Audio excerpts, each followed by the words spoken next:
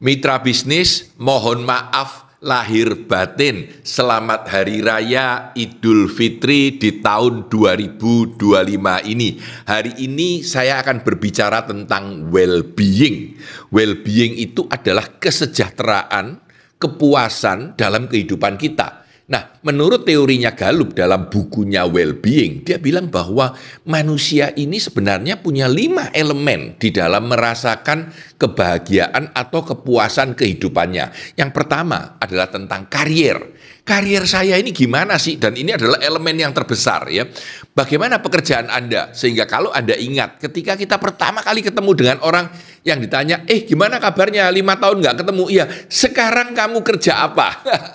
Jadi well-being tentang career atau karier itu penting banget. Pekerjaan itu jadi nomor 1 ya. Elemennya besar sekali. Kalau pekerjaan Anda tidak baik, Anda tidak puas dengan kehidupan ini dan merasa tidak well-being gitu ya. Ini yang pertama, pekerjaan. Yang nomor 2 adalah social life. Social life ini artinya hubungan Anda dengan atasan, hubungan Anda dengan keluarga, hubungan Anda dengan teman baik. Ini terjadi kepuasan atau tidak? Apakah Anda secara sosial merasakan kepuasan, kebahagiaan atau tidak? Dan yang ketiga adalah finansial, keuangan ya.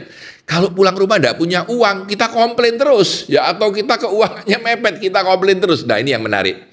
Semakin kita buruk di bidang keuangan, semakin terasa itu porsinya besar dalam mempengaruhi hidup kita. Dan kalau kita sudah kaya, tidak mikir itu. Tapi elemen finansial ini tetap berpengaruh dalam kehidupan kita. Dan yang keempat adalah physical, kesehatan. Terutama kalau usia kita sudah mulai lanjut ya. Ini jadi penting gitu ya. Pak Tanadi ini sekarang mikirnya physical ya. Darah tinggi, ya, kencing manis, lalu ada tidak bisa tidur, lalu macam-macam. Jadi ini mulai mempengaruhi kebahagiaan atau kepuasan kita terhadap kehidupan physical. Dan yang kelima adalah komunitas. Nah, di sini komunitas itu maksudnya adalah grup kita di kerja, ya maksudnya adalah orang-orang yang sering kita temui, maksudnya adalah organisasi yang kita ikuti. Ini mempengaruhi juga kebahagiaan kita. Nah, 5 elemen kebahagiaan ini yang paling penting menurut datanya Gallup masih nomor 1, yaitu pekerjaan. Ketika pekerjaan itu kita rasakan baik, semuanya sukses, kita merasa well-being kita naik atau well-being kita tinggi. Nah, Gallup memberikan sebuah tes yang sederhana. Ini teman-teman boleh sambil mendengarkan, memikirkan ya. Kalau anggaplah hidup itu tangga ya, tangga 1, tangga 2, 3, 4, paling tinggi 10. Anda berada di tangga paling bawah 1 ini hidupnya sengsara banget. Aduh, enggak bisa makan, enggak punya pakaian, enggak bisa tinggal di pinggir jalan. 1, 2 itu juga jelek. 10 itu sudah sempurna. Nah, ditanyain pada saat ini ketika Anda menilai diri Anda sendiri, Anda berada di tangga nomor berapa? Paling banyak orang bilang 7, 8, ya kebanyakan ya, 6, 7, 8 tergantung sikonnya ya, kadang-kadang 5, 6, 7 atau 8, sering 7 atau 8 kalau dalam seminar saya lakukan ini. Lalu pertanyaan berikutnya adalah, Anda merasa 5 tahun lagi Anda akan berada di tangga mana? Kalau sekarang Anda bilang saya 7, lalu saya bilang 5 tahun lagi saya 9, maka Anda orang yang optimistik. Orang yang optimistik lebih baik. Ya.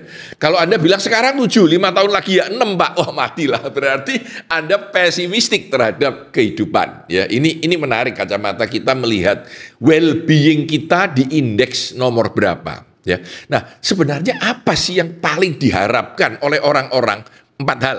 Yang pertama harus punya hope atau harapan. Yang nomor 2 mempunyai stability. Jadi saya merasa, waduh pekerjaan stabil lah ya. Bukan tiba-tiba dipecat, keadaan tiba-tiba susah, itu stability. Dan yang ketiga trust, dipercaya ketika melakukan sesuatu. Dan yang keempat adalah care. Care itu kasih sayang, perhatian, itu care ya. Jadi hope, stability, trust, dan care merupakan 4 elemen kunci dalam meningkatkan kita punya well-being atau kepuasan kita dalam menghadapi kehidupan sehari-hari. Nah, mitra bisnis di tahun 2025, kenapa saya tiba-tiba cerita well-being? Saya merasa banyak sekali orang yang emosinya negatif. Ya, jadi kalau ditanyai angka dulu 8 atau 7 sekarang 6 gitu ya. Dan pesimistik, waduh tambah jelek situasi ya. Nah, saya ingin bercerita tentang well-being ini supaya teman-teman bisa lebih memperhatikan well-being teman-teman, kesejahteraan, kemakmuran, kenikmatan hidup, kebahagiaan teman-teman. Dengan memperhatikan kelima elemen ini, di elemen mana yang bisa saya boosting supaya saya bisa menjadi lebih bahagia. Saya Tanadi Santoso, sukses selalu untuk Anda.